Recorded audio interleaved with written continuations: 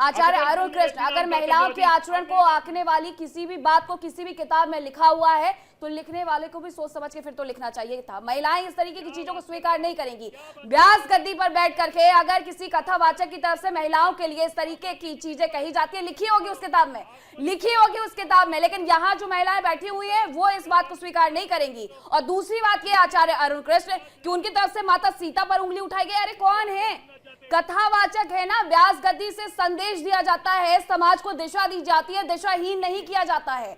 द्रौपदी के बारे में उनकी तरफ से क्या कुछ कहा गया है, उनकी तरफ से क्या कुछ कहा गया है, वो कोई भूला नहीं है। उनके ऐसे कई बयान है। तो इस किताब का संदर्भ देकर के कथावाचक की तरफ से कही गई बातों को आप सही साबित नहीं कर सकते। अगर किसी मौलाना ने ये कहा होता ना तो अभी जाकर के पीला पंजा चलवाने की बात आप सब यहाँ पर बैठ करके कर रहे होते, लेकिन किसी कथावाचक ने कहा, इसलिए आपको कुछ कहना नहीं है इस पर। अब मीरा राठौर ने ये जो याचिका लगाई है, मैं उनके पास जा रही हूँ। मीरा राठौर, जरा मुझे ये बताइए कि आपने याचिका लगा दी, अब कहीं ऐसा तो नहीं होगा कि आप इस बात से मुकर जाए, आप पीछे हट जाए, क्योंकि आपने जो कदम उठाया है साहसिक कदम है और महिलाओं को आगे आकर के इसके बारे में बात करनी चाहिए थी।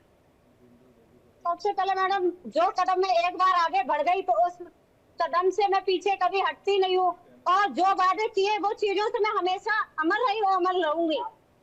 क्योंकि जो सच्चाई है, सच्चाई से पीछे हट जाएंगे ऐसा मेरा काम नहीं है।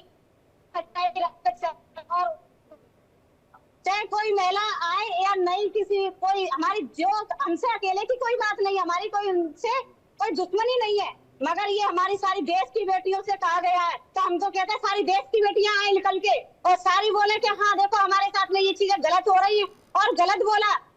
काफी लड़कियां ऐसी है कि काफी मार दी गई, उनके के लिए इन धर्म गुरुओं ने क्यों नहीं बोला? 3 तलाक के चक्कर में क्यों नहीं बोला? किसी सनातनी बेटियों को क्यों उंगली उठाते रहते हैं?